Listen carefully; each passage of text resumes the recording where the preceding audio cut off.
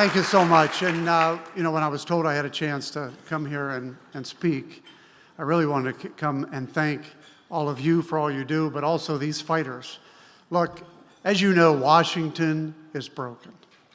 And it is so broken that the only way we're going to fix things in our country is to have strong state leaders like the two that were just up here talking about life, talking about how we're going to fight for life. Once we don't start protecting life is the minute we have given up everything this country stands for.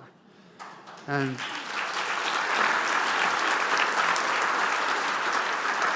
so I can tell you when I was in Washington, I was a pro-life fighter, but look, there are so many people down there that aren't pro-life. And that's why when I left Washington, I said, we really do have to make sure we fix this thing. We have to be careful.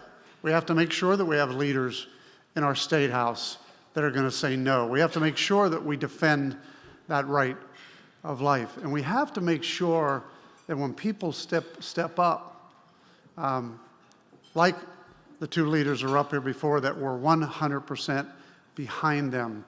Scott and Christina are two of the staunchest and strongest supporters that you could ever have in the State House. And I'm telling you that as time moves forward, we got to make sure that we get more and more people in the State House who are going to stand up for life. If you think about it, thank you. If you think about it, just the little things. I don't need to remind you that we had a governor who actually had a medical director who was pro-abortion. I mean, think of that. And I don't need to remind you that we had a state that when businesses were being shut down and called non-essential, we had abortion facilities that were not being shut down. I mean, isn't life essential?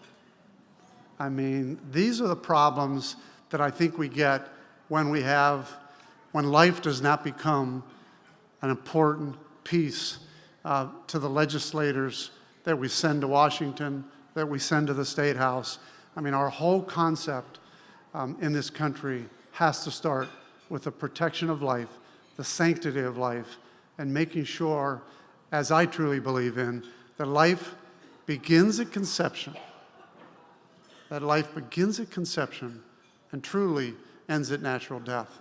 And I can tell you that we need to continue to make sure that we remember that in each election, in every vote we take, and in every person we send, not only to the federal government, but also the state government. And remember, just because someone says they're pro-life, and I hear that all the time, their actions sometimes speak louder than the words. So I'm asking you, as elections come through, and by the way, I mean this sincerely, from everything from a school board all the way up to a Senate seat, all the way up to a President of the United States. If we don't start having life as a key issue, along with other issues, we're going to lose this great country. So I'm proud to be here. I'm proud to have the opportunity to get here in time to address all of you.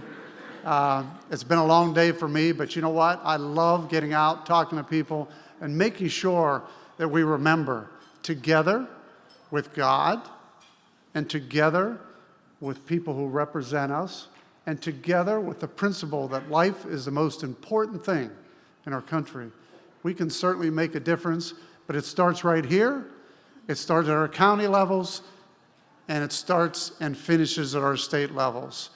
What I said when I started, I want to repeat. Washington is broken, and the only way to fix Washington is to fix our state by making sure we send strong leaders down who protect the sanctity of life. Thank you for allowing me the time. I appreciate it.